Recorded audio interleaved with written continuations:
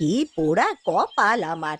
ছেলেদের বিয়ে দিয়ে ভেবেছিলাম একটু মুক্তি মিলবে আমার, সে কি আর হলো?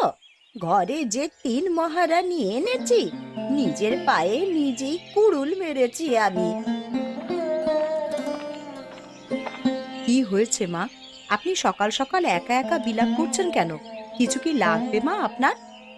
বলি, সকাল হয়েছে সেই কখন? আমাকে কি না খাইয়ে মারবে নাকি তোমরা? তোমাদের বাবা মা কি কিছুই শেখায়নি যে সংসার কিভাবে করতে হয়?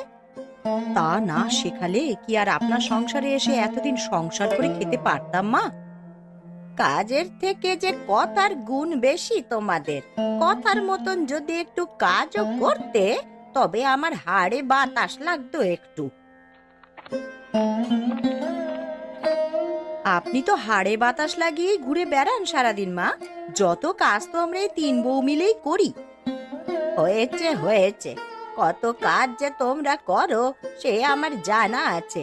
সকাল হয়েছে সেই কখন, এখনো আমার ঘরে জল খাবার যায়নি কেন?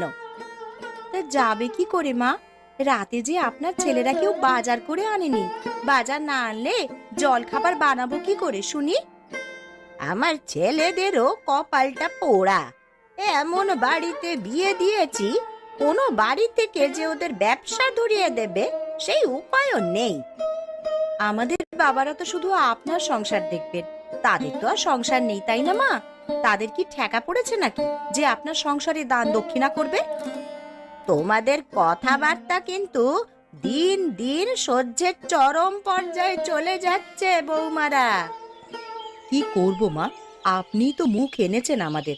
এখন ঘরে গিয়ে বিশ্রাম করুন, দেখি কিছু করা যায় কি।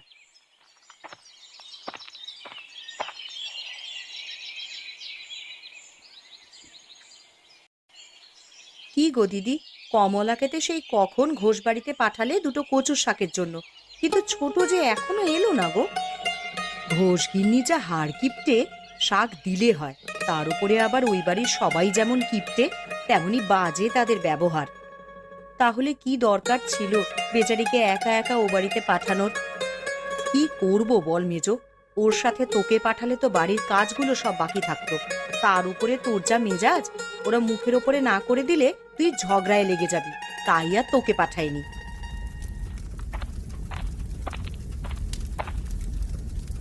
চলে এসেছিস ছোট? যাক, ওরা তবে তোকে শাক দিল। আমি তো ভেবেছিলাম শাক দেবে না।